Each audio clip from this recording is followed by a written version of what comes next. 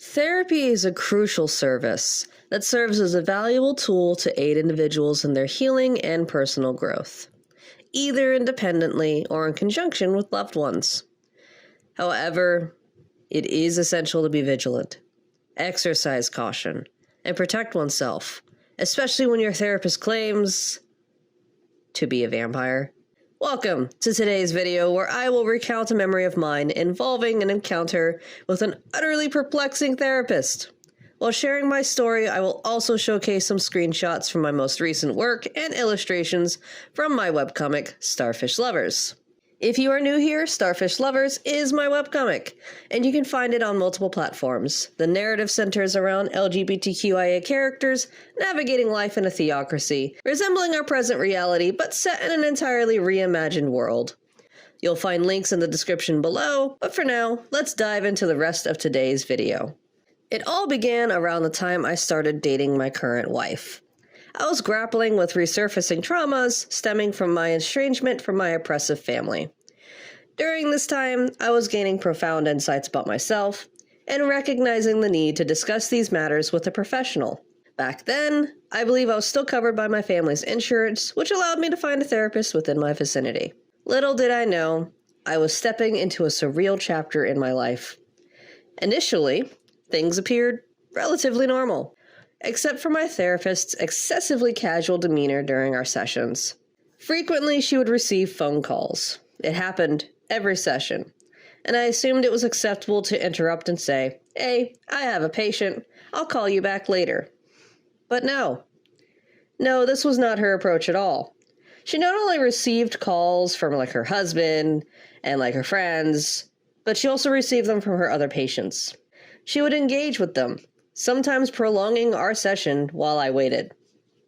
At the time, I was too naive and polite to assert myself or address these issues.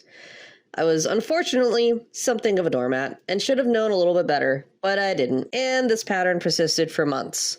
It even evolved to the point where I started feeling like I was her therapist, helping her navigate her own life. Looking back, I should have realized that this was a therapeutic relationship that was far from healthy. Sure, there were, fleeting moments where I could discuss my own life, but beyond that, it felt as though she was attempting to transform me into a paying friend. These were glaring red flags that, again, I was unaware of at the time. So our sessions continued, and her lax approach led me to stumble upon a file bearing my father's name. When I inquired about it, she admitted that it was indeed his file. I understand that this constitutes as a massive breach of confidentiality, and if I had, again, been more aware of it at the time, it would have been the final straw. Yet it wasn't. So I continued with several more sessions with her, and this is when things took an even stranger turn. I don't recall much from this particular session, other than the fact that she offered me sushi. As she occasionally did, she would often order a substantial amount of food, and on occasion she would share it with me. At the time, I was appreciative. Being an Uber driver in search of additional work and struggling to make ends meet, it just meant a lot. On this particular day, we shared a meal together, we talked, and in the midst of our conversation, she spoke out and said, "I love the taste of blood." I assumed that she was referring to the taste of blood and meat, like if you have a rare steak.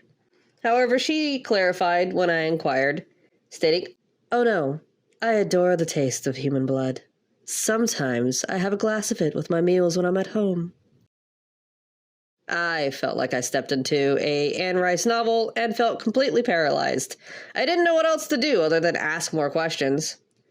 And if you're not aware, the human body really isn't biologically equipped to consume blood, whether human or animal. It can lead to various illnesses, primarily bloodborne, and frequent consumption of iron-rich blood can be life-threatening. Astonishingly, this therapist asserted that she was regularly indulging in this practice. Amidst previous sessions, she also disclosed to me that she was battling stomach cancer. I really don't know if there's some form of correlation between these two things, but I digress. My therapist, seated across from me, provided intricate details about her consumption of human blood and how much she enjoyed it, even down to smacking her lips, which would thin out into an expression of glee. I found myself wishing this was a dream and that I would eventually wake up from it, but of course it wasn't. And not long after, my vampire therapist declared that our next session would have to be postponed due to her impending surgery. She informed me that the earliest I could see her again would be in January or February of the following year. I bid her farewell, completely bewildered, likely in shock, not knowing how to process the information I had just received. Fast forward 4 months after that encounter, and I receive no calls, no explanations regarding her well-being. I distinctly remember making multiple inquiries about our next appointment, wondering when would it be. Looking back, I can't fathom why I didn't just switch a therapist at that point. But instead, no, I embarked on a quest.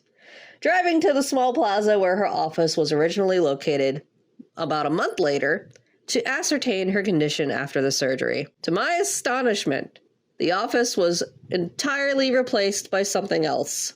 A dental practice. I inquired with them about the fate of the previous office, only to learn that it had been vacated several months ago, with no details provided. With greater awareness of therapy and its practices today, I assume that she may have fled to escape malpractice charges, or perhaps the surgery did not yield a favorable outcome. I will never know for certain, but I do have this very strange tale of having a therapist who claimed to be a vampire with a taste for human blood. So if you have wild tales of cryptid therapists yourself, or just some wacky stories about your own experiences with therapy, let me know down in the comments. I hope you all enjoyed this peculiar memory of mine, and if you'd like more content like this, please let me know down in the comments. Once again, thank you all for sticking around until the end.